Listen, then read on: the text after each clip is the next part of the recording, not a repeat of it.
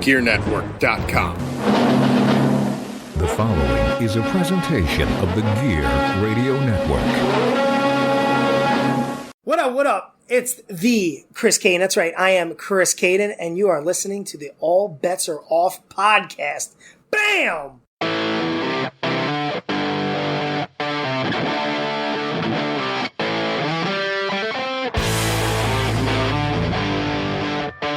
What's up, rock soldiers? This is Robbie Vegas, and I might not be as enthusiastic as usual because we are here doing the next 10 in the Rolling Stone Grunge list. I'm kidding. It was a little bit better like we told you it would be last time. And when I say we, I'll kick it over to my co-host. I don't have a real drink because Robbie's rude and didn't give me one. That's how that goes. Excuse me while I drink my water. Yeah, drink away. Yeah, Mr. Grunge fan. How you feeling? So I will say that this list was the easiest listen I've had so far. Okay, yes. And I didn't entirely hate it this time. My homework wasn't as brutal as it had been the last few episodes. Yeah, this list just is mostly fine. It's not offensive, I guess. I don't know. Yeah, I kind of don't really want to waste any time. I want to jump right into it because I was actually expecting it to be worse, to be honest with you, because of what we've been dealing with. Right. So maybe I liked some of these a little better than I normally would because I was like, well, it ain't the shit we've been listening to. So number 20 on the top 50 list as presented by the bullshit Rolling Stone is Green River with Dry as a Bone from 1987. That's old. It is. You're old if you're from 1987. For sure. For sure. Me. This kind of picked up right where the last Green River one that we were talking about, for me anyways, I still didn't like it. For me, I was immediately like, it still kind of sounds like it's dragging on and on and on and never ending. And it just seemed like an album that took way too long to get through. I think it was better than the other Green River, but I'm looking at it now because I've listened to it a few years ago. I don't remember anything off of this. A few years ago. A few weeks, a few days ago. I'm so high right now. I literally don't remember anything off of this. Because there was nothing memorable on it. Yeah, it's not. I feel like their last list, I felt the same way about them. Well, yeah, it was my biggest problem with them is there is nothing memorable about them to begin with. So every time we talk about them or bring anything up or listen to them, I don't really have anything to say because everything is the same. I think we were comparing them to two other bands on the last list. I can't remember who they were off the top of my head. Well, it's definitely Wipers. Wipers, yep. But I like that a lot better than that. Who was the Fluid, maybe I said? They were kind of like they're all the Fluid. the same. What you just described about this band pretty much describes this whole list and the whole grunge movement. So far, yeah. Really, there's a few albums that I enjoy that we've listened to up to now. But I will say that the majority of albums that I've enjoyed have been in this 10. Yeah, because just looking back at my list here, there's one or two on every 10 that I might listen to again. Right. And that's sad. Well, for this one, I did not pick a track because every track was the same track. It was. I just, again, I don't want to say this was garbage. It's not like we're ripping into it like fecal matter. No. But it's just, meh. Yeah. I don't know. Yeah. It's there. I agree. It's just there. It's a grunge album that exists. Get through it kind of fast. Yeah.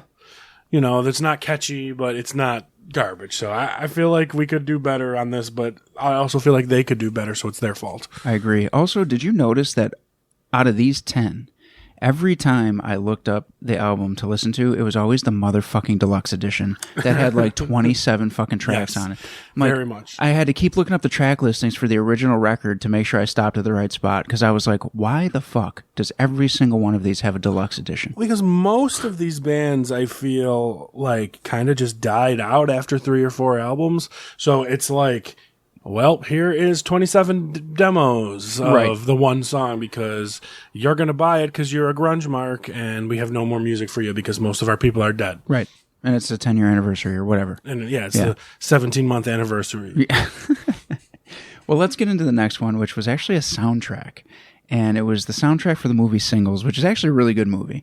And this was just a best songs from a bunch of different people. What a better list than that last soundtrack compilation we listened to. For sure. And just to give props to somebody that we kind of we gave props to, but not maybe their band, but the song that I picked from this soundtrack was Seasons by Chris Cornell. Really love that song. What a Really love his voice. voice. Yeah, and I think this is in this list. This compilation album is the best we've seen from Chris Cornell so far. out of everything that's come Easily. off this list. Was there two? Yeah, there was two. There was a Soundgarden. Oh, there was a Soundgarden song and a Chris Cornell song. There was, yeah. And what did I tell you? What do I prefer? Chris Cornell, yeah. Like solo, right? Yep. And the Soundgarden song on here was fine, better than anything we've heard. Yeah, from Soundgarden, 100%. But that Chris Cornell song definitely. I mean, this had some bangers. It had "Wood" from Alice in Chains. Yes, opened it up. And it had "Nearly Lost You" from Screaming Trees. Those were like hits on the radio. Yes, you know. And it had the great grunge artist of Jimi Hendrix. Yes, it did. Yes, it did. And and then a couple of Pearl Jam songs, which were surprising. I think it was either there's the two. There's the State of Love and Trust and Breathe or Breath. One of those was pretty damn heavy. I was surprised.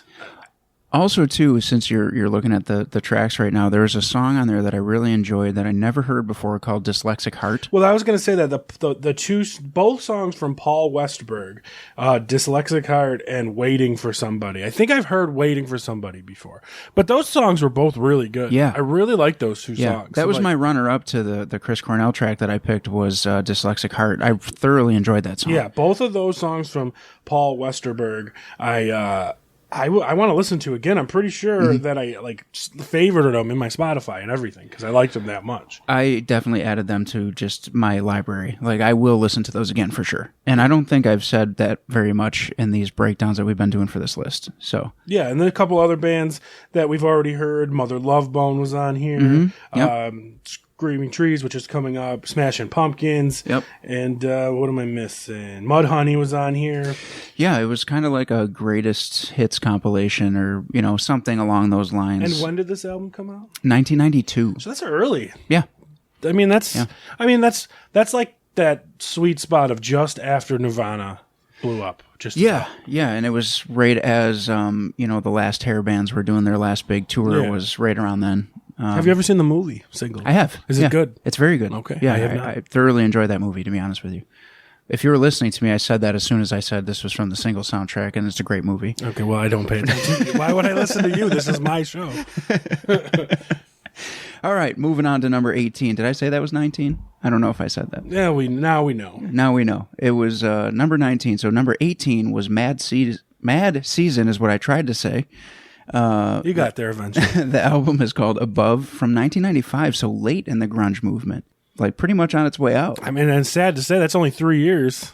Well, yeah, it didn't last that long. Right. It really didn't. So who is Mad Season? Tell us, Robbie. Mad Season is known for the song River of Deceit. But who are the peoples in this band? I don't know. It's a supergroup. I know that's a supergroup, It's but I never like remember. Pearl Jam with Lane Staley.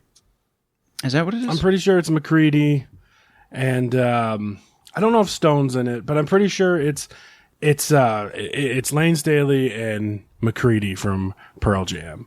I never remember who's in it. I Robbie's just know it's looking it people up. from Alice in Chains and Pearl Jam. That's all I know. Well, clearly, Okay, we talked about this already. Yeah. It is Lane, and it's Mike McCready, and then the Screaming Trees drummer and bassist. So Barrett Martin and John Baker. but nobody cares about them. Right. So it was all about Mike McCready and Lane Staley. This was actually not a bad listen. And Boring. it was boring. So after a while, I felt like it was taking too long to get through it. Yes. And that was my only gripe with this because, honestly, River of Deceit is a good song. And I picked that song for the one to check out. And I do like that track specifically. But honestly, halfway through the album, I was losing it. I was like, I got to get to the next one. Like, I couldn't wait for it to end. It just wouldn't stop. Well, I'm right with you on that because it started off kind of like slow and jazzy, which was like whatever. That's not really the kind of like Alice in Chains stuff I like per se. And I mentioned before I was interested to hear this Lane Staley stuff without Cantrell and to see if I like it or not. And I don't know. I don't really like it. Like, I think he needs Jerry Cantrell because even like there was a few songs that like were pretty kind of heavy on this. Yeah. But like the guy from Pearl Jam trying to write a heavy song for Lane Staley, it just doesn't work. Right. Right. Like that's what Jerry Cantrell's for.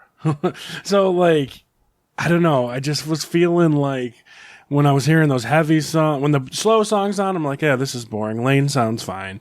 And then the heavy songs came on and it just sounded like to bring back a word from our generation, poser-ish. Yeah, I mean, and like I said, I think the first, I don't know, I want to say 3 to 5 tracks, I was pretty much like, this isn't so bad. And then by the time the album was over, I was like, thank God. Like, it just got so boring and drony, and I was like, what? I don't know. But, I mean, you're right, it's a super group, and, you know, they did their thing, and River of Deceit is a great song. Yeah, I honestly don't think I'll ever listen to this again, and it's hard for me to, like, recommend to people because, like, just to think about that, I mean, it's Pearl Jam and Alice in Chains having a baby, and, like, what is this? Like, I might listen to that song, but I don't think I'd put this album on. And by I don't think, I know for a fact I wouldn't put this album It's on. Definitely not gonna, like, it's a complete meh. It's actually on the bottom side of meh for me. Like, I kind of don't like it. I'm right in the middle. I'm right in the middle. Yeah, I kind of don't like it. I don't recommend it. I mean, I didn't, you know, once in a while you hit that thing where when Jerry is with Lane, it's great. I really, like, didn't love the solo album from Jerry like you did, and I don't like this at all. Okay. So sometimes, like, when they're together, there's a reason. Yeah, no, you're right. You're right. Well, moving from Mad Season, we're going into The Screaming Trees with Sweet Oblivion from 1992, so years before Mad Season. And this one was kind of the same for me as Mad Season, like, probably got a little farther into it before I started getting bored, but at first I was pretty impressed. Like, I picked Nearly Lost You as the track that I like. Well, and that's the single. That's the popular one. Yeah. So, like, I knew that one coming in. Yeah, me too. And I didn't realize that I knew it until I started listening to it, and then I was like, oh, fuck. Like, I know this band. And I don't know, they started to lose me towards the end again. Yeah. Another band where everything sounded the same, but Yeah. more refined sound, like more like radio sound. Yeah, like cleaned up. But, like, I don't know. It's just like, okay, so, like, when we sat down to record, I was like, all right, let me just run over this list again real quick, put them in order, and then I was looking at the list, I'm like, I listened to Screaming Trees? Like, seriously, like, I did that. And then I sat there and I was like, oh, I did listen to Screaming Trees. So not memorable. To be honest, though, so we're up to number 17 right now, and we haven't fully shit on anything, which is really impressive. Yeah, it's true. Considering where we've come from with the rest of this list. Yeah, like, but is it impressive? Because, like, sometimes, you know, shitty's memorable. Like, you're never gonna forget Fecal Matter. Oh my God. Right? You're never Yeah. gonna forget about that. But, like, I mean, the Screaming Trees is a band that's, like, time forgot, and I forgot in 2 days. That's to true. be quite honest. That's true. And I don't even know if that's, like, I don't think that's any better if it's not. Yeah, I think you might be onto something. How is this in the top 20? Like, I get it kind of had a hit. I think that's why. I think because in 1992 that was a hit. I don't know how Rolling Stone does this shit. Like, who's the hair band that DAD? Like, are you fucking kidding me? Well, but I think that was like we're going to show you these, like, underground bands. They seem to do that in the top, you know, in the top 50 at least. Then put Dangerous Toys on there. They were. Were they? Yeah. Oh, never mind that. Then put were. Roxy Blue on there. Okay. Because they weren't. I don't know who that is. See? Exactly. See? And you would have liked it. Probably more than Screaming Trees, because we're, like, doing everything we can to not talk about this. Yeah. You know why we're doing that? Because we literally have nothing to say. Yeah, That's don't. what it is. It's We not like we just have nothing to say because it's so, like, white toast. Yeah. Right? Like, just like, There's you no better not seasoning eat on this rye meat. toast. You better eat rye toast. I'm just saying, because it's much better than white toast. And, like, I don't know. Okay, I almost said most of the albums on this list are better than this one.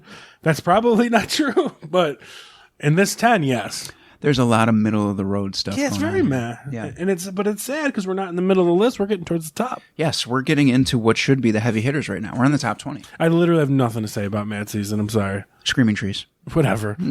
Both. I mean, they're two of the same band members are in Yeah, both that's true. bands. Maybe, So maybe it's their fault. Yeah. We'll blame it's always the drummer's why fault. don't we just call it the Mad Trees? Okay, that's fine. Well, I mean, when they're screaming, they're usually mad. Yeah. Screaming Season. We'll blame it on the drummers. It's always their fault. In Screaming Season, the trees get mad. So the next one, we're back to the Melvins. And this was Houdini from 1993. First thing I'm going to say. I'm waiting for this because especially you, and I did too, but you especially ripped them a whole new asshole on the Yes, last one. I did. So I put this one on, hopped in the shower, and just had it playing, and I didn't hate it as much as I hated the last one.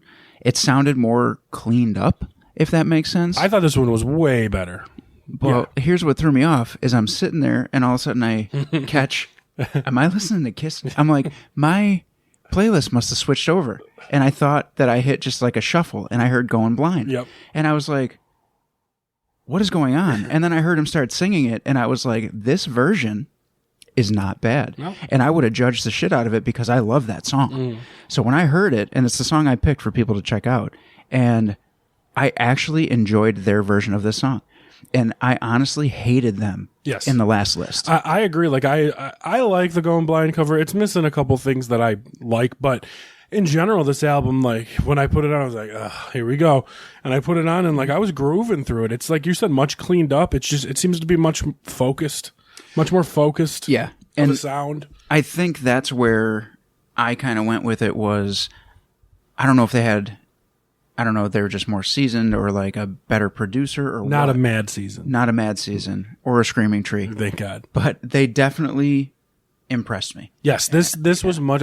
This was the one I was waiting to see your take on it because I didn't even like put it out there beforehand because like I was grooving to this one a lot. This one I don't know if I'll necessarily ever play it again, but it makes me like all of a sudden they have leeway with me again as opposed to absolutely not. You know, weren't they the one that we were saying last time that like they're super revered and this sucked? Well, especially in like metal and punk, like a lot of bands list them as like influences and stuff like that, and they make great albums. And that first one we listened to is trash. Yeah, exactly. So maybe it's because the first one was so bad that when I heard this one, I was already going into it pissed off. Oh, absolutely. Like, when I put it on, I was like, here we go, and more of this fucking bullshit. And then when it got a few songs in, I was like, this isn't so bad. Yeah. I'm not saying that I loved it. I'm not saying it'll be in my rotation. I did like the Kiss cover, and I did think it was more cleaned up, and I just didn't hate it. It was one of those things where I was like, oh, well, I mean, maybe this is why people got into them. Maybe this is the record. Yeah, it had its groovy moments. It had its dirty moments. I mean, and you think about it, it was one of the longer albums. It was 54 minutes, and it didn't drag where some of these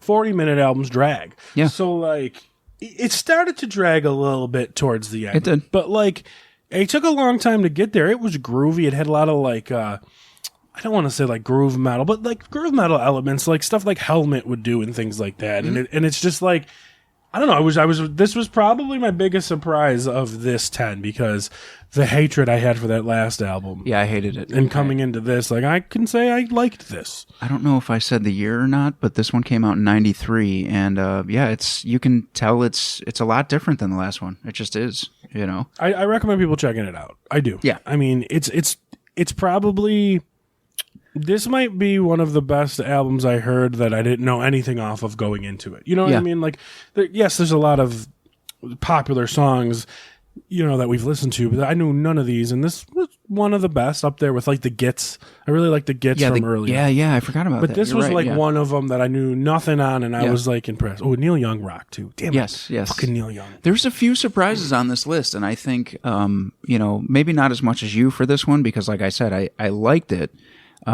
better, but I still wouldn't like throw it in my rotation or anything. But I think it's worth people checking out because I can definitely see people getting into this. Yeah, it was cool. It was especially like making up for the debauchery put on them the last list. Right. Like, okay, cool, and it's cool that like we could admit that. Yeah, that we're not like stuck in the mud about it. Yeah, right. That's it's not cool. just we decided we don't like these guys. Yeah, that proves we actually listened and we actually like can admit. Well, I'm not admitting anything. That last album sucked. This one was good. Yeah, like that's on them. It's not on me. Well, that's what we're admitting is that we're not too pretentious to be like they suck and they're always going to suck. Yes, exactly. But I will say, so the next one is number 15 with L7, second time we're seeing them, with Bricks Are Heavy from 1992. Which you absolutely loved the last time. I did love the last one so much. So this one, I liked it, but the last one was better. I agree. Yeah. I thought the last one was better. This one was like super boring to me, like on the Screaming Trees level. I didn't think it was as boring as you did, but I found it to be not as impactful as the last one, so I think it kind of took me out of it a little bit because coming from the last one, I specifically didn't listen to them anymore until they would come up in the list again, and I was expecting it to pick up where the other one left off, and it didn't. I did pick "Pretend We're Dead" for a song to check out. That's the popular one. Is it? I didn't even know. Yeah, that's the single. Okay. But like you said, you knew them before I didn't. Just that song. Oh, okay. That's the only song I knew. You're right though. Like that last album, which we were just saying what it is. I don't remember what the name of it was. And I think it was if I remember, it was the older one. The last one was the older one. Was the older one. Okay. Yeah. So like, I don't know. That felt like a little more like it had like jammy sessions and stuff, and just like chill out points. Where I don't know. This one was just kind of more like, here's our sound. We're going for it. Grungy chick band. You know what I think happened? So the last one came out in 1990. This one came out in 92. Which was the last one? Smell the Magic. That's right. So that one wasn't as grungy as this one. It was a little more rock, I felt. Exactly. Yeah. And I think because by 92, things were changing, sounds were changing, bands were changing to stay relevant. They were going through puberty. I would imagine that they decided to try and get a more grunge sound, and that's why we're hearing a difference in the 2-year break between albums. Yeah, because it just didn't hit me like that, like at all. Don't get me wrong, I didn't dislike it. I just liked the other one more. I think I kind of have a soft spot for them now because I liked that first one so much, so I might be like slightly biased to say that I didn't hate this one, but I really didn't. Like in this list that we're talking about right now, this one wasn't on the lower side of like, I'm bored for me. It was just, where's that groove that I heard on the last record was more my question. Yeah, there wasn't much of groove. I never caught myself like tapping my foot. Right. It wasn't that like head bobbing groovy, like, you know, I don't know. I guess you got to listen to them both to know what we're talking about. Yeah, and I like, female rock, and it just, I don't know, it was just so like straightforward, which is sometimes is good, but like it just didn't work in this case for me. Yeah, no, I totally get like that. It's totally not a re-listen for me. I do like the name of the first song, Wargasm. Yeah, I like that too. And funny story, that's the name of a band I just saw open up for Limp Bizkit last month. Wargasm. Seriously? I thought that was cool. Oh wow, yeah. Awesome. I wonder if that's where they got the name from. Yeah, kind of like Godsmack got from Alice in Chains. Yeah, possibly. So like, it was that name. When I saw that, I was like, funny, cool, maybe it'll be good. And then I'm like 2 songs in, and I'm like, ugh. Because even the Pretend That We're Dead song, I don't like that song. No? I just know it. Yeah, I got you. And like, yeah, it was a radio song, but it wasn't like a huge radio song. So I don't know. I'm out on this album. Okay. Our next partner has a product I use literally every day. I started taking AG1 because I wanted better gut health, more energy, and an optimized immune system.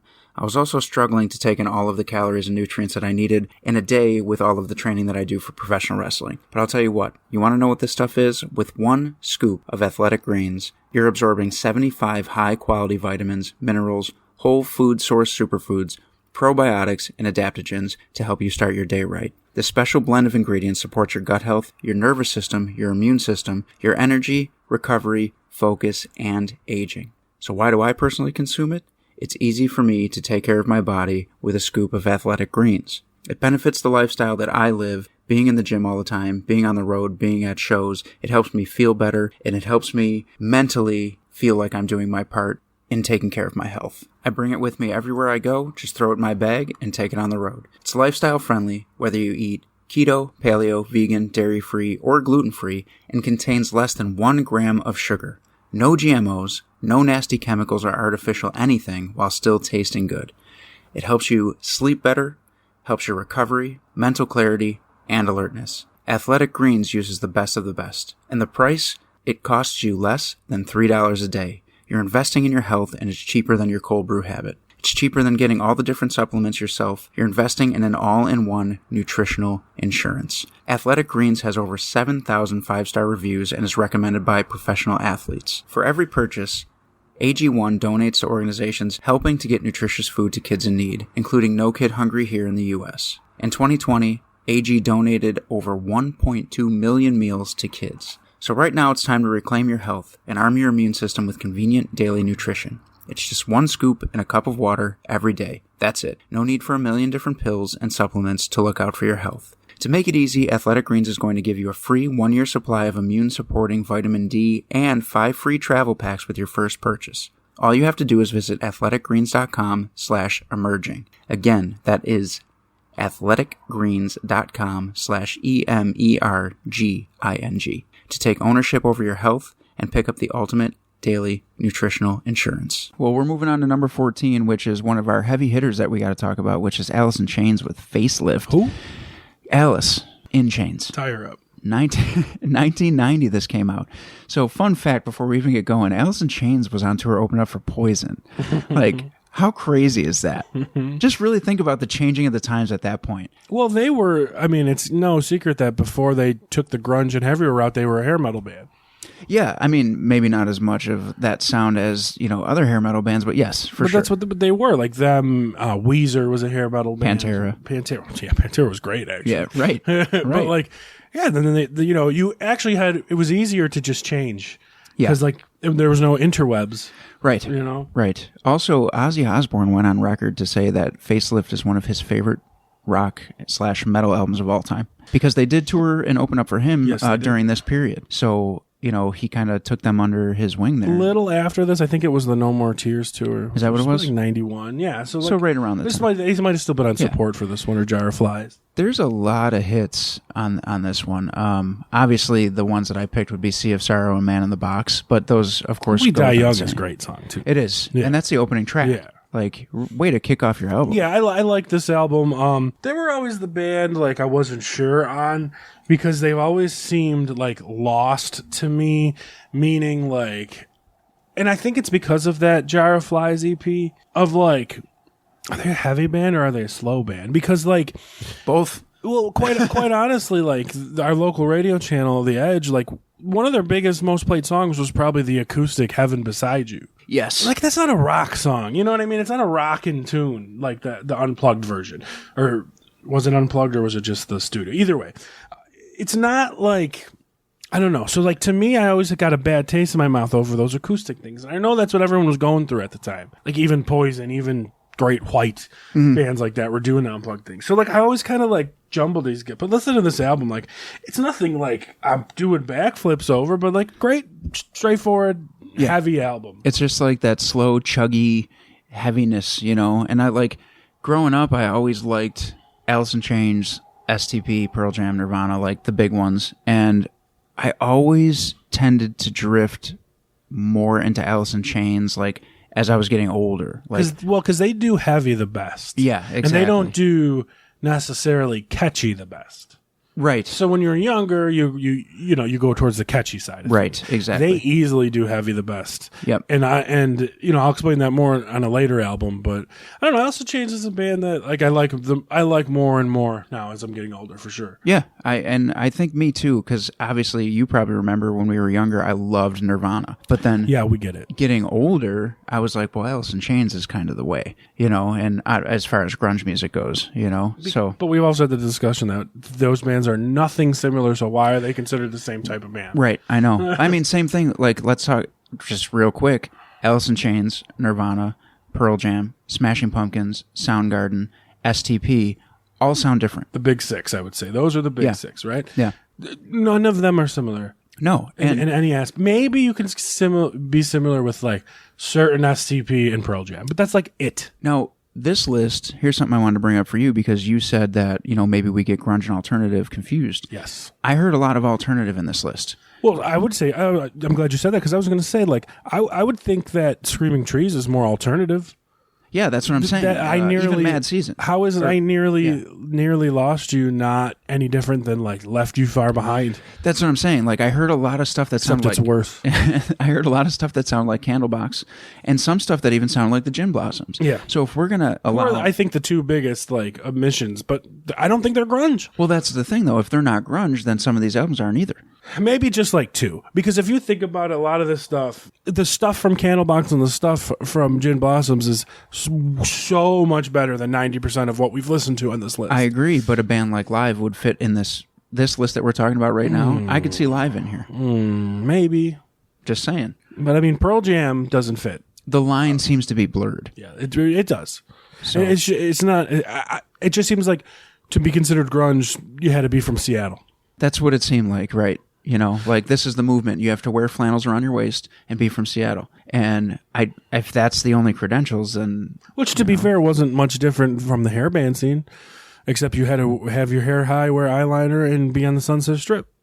That's true. Right? I mean, but a lot of those bands did have a similar sound. Yes and no. Similar style. I mean, how similar? I mean, if we're just going to be honest, how similar is Dokken and Poison? Yeah, you're right. Right? So, You're right. Maybe it's the same thing. We're just looking at it from a different view. That's true. Can't wait to go see Dokken this summer. And Poison. Poison, Motley, and Def Leppard. So yeah, Alice in Chains is what we were talking about. Yes, Alice in Chains, good album. Yeah. I mean, it's better. I'm sure it's high on your list. You're sure it's high on my list. Yeah, sure. It better be high on all your lists at home. Yeah. It better be high on Dan Graham's list. It better be. We're going to talk about this, Daniel. So the next one, number 13, is Nirvana with Bleach from 1989. And it's the first time we're seeing Nirvana in the list, and they're breaking the top 20. Newsflash, it's not the last time. Did you think it might be? I was hopeful. No. So this is one of those albums that people were praising it for a long time because it was like Nirvana bursting onto the scene. And honestly, Get the fuck out of here. Bursting. They burst on the scene with Nevermind. It smells like Teen Spirit. But at the same time, that's when people go back and go, well, they've been around since 1989. Well, comparative to Fecal Matter. Right. This is a masterpiece. This is actually, so growing up, I didn't like this album. I really didn't. Well, it's not, I mean, if you like Nirvana, I mean, this doesn't right. really sound like Right. Nirvana. Like, to be honest, Nevermind is what I was trying to say, get you into it. But In Utero was my favorite Nirvana record. And I didn't really give a shit about Bleach. Like, I didn't want to listen to Bleach. Like, I listened to it a couple times and was like, nah. Like, Well, certainly not for kids either. Right. Yeah. But having a re-listen to it, I've really enjoyed it. I'll tell you, like, I don't know if I necessarily want to say I enjoyed it or I loved it, but, like, the biggest surprise for me was it was super heavy. Yeah, and I don't know why I never realized that before. Because it was super heavy. Yeah, and I enjoyed it. I picked About a Girl and School for the two songs. Of course you did. I love About a Girl. But to be fair, I prefer the unplugged version. And I think everybody does. And, like, so do I because it just sounds better. Yeah, it's nice and clean. And I'm the heavier guy here. Like, I liked it and I appreciated the heaviness. But at the same time, it was, you can tell, I mean, he was definitely on a better path from Fecal Matter, which was just heavy garbage, to this, which is heavy and just not necessarily outstanding, to what they became. Right, exactly. You know, and like, I have had this weird relationship with Nirvana where, like, I loved them when I was younger. Like, I loved the Nevermind album. I thought it was great. But then, like, it's just them being the face of grunge and, like, being on the radio all the time. And I always remember, like, our local radio station in, like, 2002 would be like, New Rock, 103.3 The Edge, bam, ba down, bam, right? And it was just like, I don't know, I just got involved in this hatred with them. And, like, now in my later years, I'm coming back around. So it's like, and to be fair, I never gave this album a listen till then. Now, if I would have listened, knowing who I was back then, when I was big into punk music and stuff, if I would have listened to this album in 2005 and stuff, I might have liked it more and had more nostalgia feelings for it now. Yeah. But listening to it back now, I was like, I'm glad to hear it from Fecal Matter, from where they are. I don't hate it, but I don't also find it groundbreaking. See, I really did enjoy it. And, like, I just have these distinct memories of being a kid and getting this record and being like, and I like it way more now. Yeah. I do like it. Like, I just don't know if I ever listen to it again, but also, like, I believe, if I'm right, I don't think Dave Grohl's on this album. I don't think he is either. Yeah. I wanted to look that up and I totally forgot, but I remember thinking that's not Good thing Dave you don't Grohl. have a computer in front of you. I'll look it up. Because, like, you know, if that's the case, that could be a pretty big deal because because I'm pretty sure he was only like 19 when Nevermind came out. So I doubt he was on this. Let's see. No, he joined the band in 1990. Okay. So this was recorded and released before Dave Grohl. Yeah.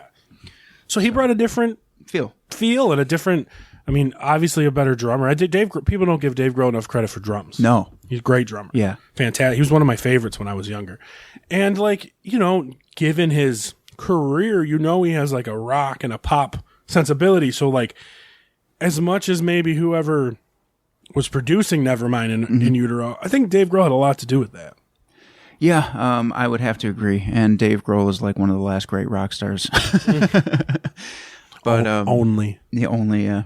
But yeah, I don't know. I really kind of surprised myself because, like, I knew when I got to this one, I was like, I remember not liking it. And when it was over, I was like, I really liked it.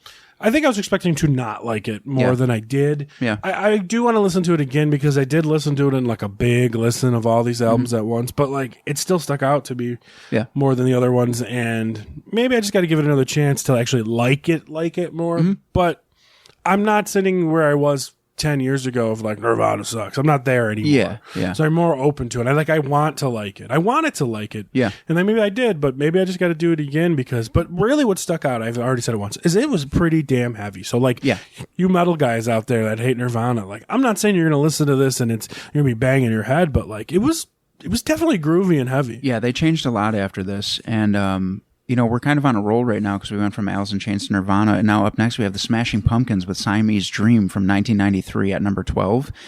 And again, like, I didn't hate it. There was 3 hits on it, I think, maybe 4. Yeah. I picked Cherub Rock just because I really dig that tune. But heavy Pumpkins, which you don't get a lot. Right. And I don't know. I don't have a lot to say about this album because I really liked the hits, and everything else I just thought was like good. But I wasn't like over the moon about it. Another 42-track album online. Yeah, the deluxe edition is about 3.5 days long. I like this album. This is the best Pumpkins album we've listened to. I would probably agree with that. And like, you had your hits of Cherub Rock, Disarm, Today. So like, those are big hits. And like, 3 hits on an album is pretty damn good. Yeah, that's a lot. And considering it has 27 songs on considering it's probably about say 12 songs 13 normally. So that's a quarter of the album was a hit. Yeah. And some of these deeper cuts, I don't know, they weren't offensive or anything. No, I didn't. There was nothing on this album that I hated. How about that? We'll put it that way. Yeah. Here's the thing. Like I said earlier, well, I think I said this off mic. I didn't have a slam dunk number 1 album on this list. Right. And what I wrote down here, I might not even stick to it by the time we get to the end of it because it's like that. You know what I'm saying? Yep. So like, but I'm gonna make a statement. From number 50 to now, we might have possibly, and you might argue, listened to the best song of this whole list so far on this song with Disarm. I think Disarm is just such a like awesome song, emotional. The like orchestral part behind it is beautiful, and to me, like that's like one of my favorite songs ever, always. Yeah. And like he doesn't like Billy Corgan it too much. Yeah. Either he's kind of straightforward, so like that's why this album stands out a lot to me. Yeah. Is that song Disarm, because Today is a slow song, which is fine. But Disarm is a slow song, which is just drives the emotions out of you and drives the emotions out of Billy's voice and like top-notch songwriting. So like that's why I have a lot more love for this. So I could just be looking at this as a song. You know, one of the things that keeps me from like really loving the Pumpkins is Billy's voice. Because he sings like this. Yeah, I don't like and it. I sing just like this. It drives me insane. I can't. Halfway through the album, I'm like, shut the fuck up. Just stick to wrestling. Dan Graham better not be listening, or you're in trouble. You are going to be in trouble. Oh, man. I just ruined a friendship that I've had for a long time. 20-year friendship, gone. Gone. Well, Disarm's a good song. And then the album wasn't bad. And honestly, for somebody who is a very vocal Smashing Pumpkins hater their whole life, and me, every time they've come up on this list, I haven't hated it. No, it was because it's always... So. That makes me like kind of like them more, because this is the 3rd one, I believe. Yes, it is. And every time it popped on, it was almost like a breath of fresh air. So it's like, we've said that every time. So like, that's cool, but it's just so like, it's well-written rock music. Yeah.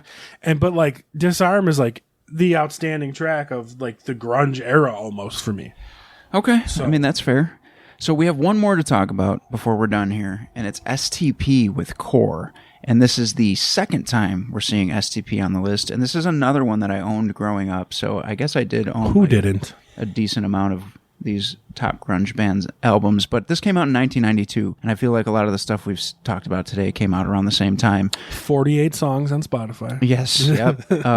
Really 13 or 12 or something like that. But it's a good album. I picked Wicked Garden for the song. I've just always liked that song. There's a couple throwaway tracks on it that are like a minute and a half of nothing. Well, the first 3 songs on this album are complete bangers. Yes. Hits. Yeah. Dead and Bloated, Sex Type Thing, Wicked Garden. Yes. And then you got another banger in Creep. Yes. And another banger in Plush. Yes. This was a huge album. Yeah. I could see why this one ranked out of this 10 as being the highest. The highest in this 10, yeah. yes. Is it deserved? That's the question we're getting into. Because here's the thing, and I wanted to bring this up later.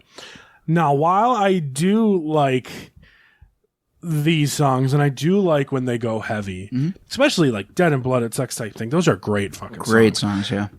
So those are great songs. So as I'm going through this list, and like I also love Creep. Like Creep is almost as good as Disarm, but it's not. But like while I was listening to this, there was a few times, and I swear to God, and people can argue with me or you can make fun of me for this, and I'm listening and I'm like, what am I listening to? Is this Alice in Chains? Like when they're doing like heaviness, because his voice and Lane's voice are very similar. Yeah. They really you're are, right. especially in the heavy songs. Scott Weiland's voice and Lane Staley's voice in the heavy songs. But like this band isn't their band. This band isn't, Alice in Chains band. Right. So when they break out the heaviness, other than the really good ones, the kind of middle of the road heavy songs is like, sounds like shitty Alice in Chains. Yes, and so I'm glad that you brought that up. This every time, these fucking buses and shit. Sorry, we have the balcony door here at the mansion. I'm listening to this album, and I used to listen to the shit out of this when I was younger. And I don't know if it was just like that teenage angst and like whatever when I was super into like, I loved Pearl Jam, I loved STP, I loved Alice in Chains, I loved Nirvana, like I loved Soundgarden, and I hated the Pumpkins. But weird, right? I liked all the other ones except for that one. But I really played the shit out of this record. And when I was re-listening to it today, I like the cover itself gave me that like nostalgia of, man, I used to listen to this all the time. What is it? A girl standing by a tree? Yeah. It was holding just a weird globe. Yeah. And I kind of was like, why was I so into this?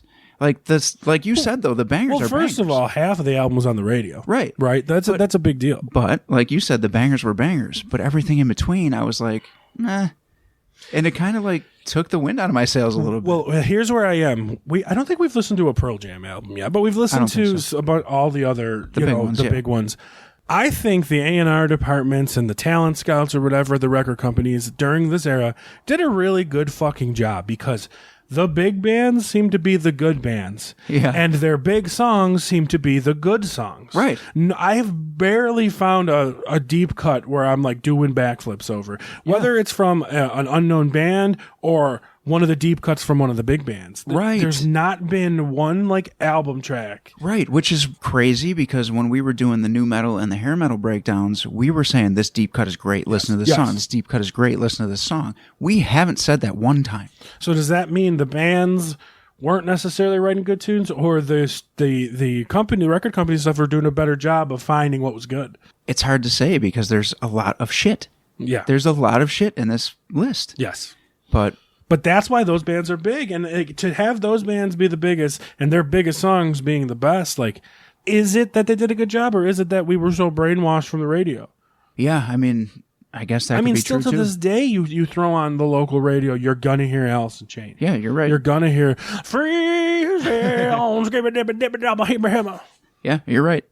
You're right. That was Pearl Jam. That was Eddie Vedder. Well, let's do our re-ranking and see how similar we are this time. So I'll give you my bottom three. How about that? You got it. So 20, 19, and 18, I kept a Green River right where they were at 20. I went Screaming Trees at 19, and I went The Melvins at 18. Wow, you put them down there that low? I did. You put Matt's... Okay. Well, I'm going to start. At 20, I put Screaming Trees because just... I don't know. And you know what? Maybe they should be at 19. Okay, 20 and 19 can switch, because 20, we'll say, and 19 can switch. It's Mad Season and Screaming Trees. Okay. I'm never going to listen to those again. Nothing stuck out. And at 18, I actually put L7. Oh, wow. Okay. And then at 17, I'm kind of with you still. I had Green River there at 17. So 17 is where I put Mad Season. And then 16 and 15, I did the singles soundtrack, and then L7 at 15. 16 was my singles as well. Oh, okay. And then I had Nirvana at 15. Wow. Right in the middle there. Okay. But like that's kind of where that was it. Because Singles on was a pretty good listen, I feel. So Singles at 16 for me, 15 for me, Nirvana. Pretty good listens. 14 for me was the Melvins. I had them pretty high up there. Yeah, you did. You did. Well, why don't you just give me 13? And 13 for me was Stone Temple Pilots. Great bangers, nothing else of substance in the middle. So my top 4 are the top 4 bands of this list and, 4 of the big 6. Mm-hmm. So my top, number 14 is STP, which I really thought they would rank higher for me, but the Pumpkins actually beat them out at number 13, Smashing Pumpkins. Do you want me to just keep going? Sure. So number 12, Alice in Chains. Mm-hmm. I put Bleach by Nirvana for number 11. Well, my 14 on, I said the Melvins was 14. I had Stone Temple Pilots at 13. I had Smashing Pumpkins at 12 and Alice in Chains at 11. And that was a swap because written down I had Pumpkins at 11. Okay. But I told you, I had no straight up. And after reviewing it, I felt like Pumpkins was a one-song album and the Alice in Chains album was better. Well, our top 3 aren't that different, which I kind of expected. I mean, STP, Alice in Chains, Smashing Pumpkins. What do you expect, right? Yeah. In mine were Smashing Pumpkins, Nirvana, and Alice in Chains. Yeah. So, which, again, for me, I was shocked that the Pumpkins keep ranking high on my list because I've always been a very vocal Pumpkins hater. Yeah, I'm looking over my list. I had Pumpkins at 32 out of 40. I had Pumpkins at 22 out of 30. And I had Pumpkins at 12 out of 20. Yeah, and I know ours were always neck and neck with the Pumpkins, so I was probably right along with you somewhere. I had Pumpkins at number 22 on the last one. So pretty high. Yeah. But I want to say, this is the question you've been asking. Did anything in this 10 beat Mother Love Bone? As a full album, honestly, no. Same. Yep. Same. As a full, complete, sure, certain songs. Mm-hmm. These are getting into the bangers and, the real popular good songs. But, as a full album, no. I agree. mean, Mother Love Bone has literally entered the top 10 of greatest grunge albums for me. I agree. I think if I saw them on this list at number 11, I would have been thrilled because that's where I'm ranking them still. I would have put them that high. Will they be my number 1 album after the next 10? I don't know. I guess technically they're not in the top 10 yet, but they're pretty damn close. Yeah. Honestly. And I have been an avid anti-Pearl Jam guy. Yeah. So I'm interested to see if I've said that at the first episode. I'm interested to see if I like Pearl Jam better than I like Mother Love Bone. Well, before we wrap it up, let's just give everybody a quick rundown of what we're going to get into next time. Pearl Jam, Nirvana, Alice in Chains, Soundgarden, Temple of the Dog, right? I mean, I'm just going off the top of my head. Let's see. Pearl Jam, number 10, so yes. I won't say the album. 10 at number 10? No. Soundgarden again, Nirvana again, Temple of the Dog, Alice in Chains, Mudhoney. Oh, that surprised me. Hole. I haven't seen them yet. Pearl Jam, Soundgarden, and Nirvana. So those are the 10 that we have coming up. So big names and Mudhoney. Yeah, I was just going to say the same thing. Hole was a big deal, though, too. They were. Yeah. They definitely were. We'll talk about that. Would you stop? But right now, stop it, Bobby Heenan. So that's what we have coming up in 2 weeks. So we'll shoot for 2 weeks to get that 10 done. That should be much easier listening and interesting to see where our boy Andrew Wood, ends up in this. Well, I mean, they're a good 10. They're all solid albums. They were all hits. They all went fucking gold and platinum. And Mudhoney. You're lying. You're going to say you never listened to Mudhoney. And it's surprising to me because Mudhoney, I believe, was in the top 50 list. Yeah, we saw them. No, they were in the top 40. Top 40, yeah. And now they're all the way in the bottom 10. So it's this better be a good album, Rolling Stone, or you're done. Hey, the Melvins surprised us. Yes. So maybe Mudhoney does too. Well, Rolling Stone, you're going to have a lot to prepare for, if not. All right. Well, then I guess we are wrapping it up, and we will see you next 2 weeks. If we listen to the album. If we listen to the album in 2 weeks on the All Bets Are Off podcast. Peace.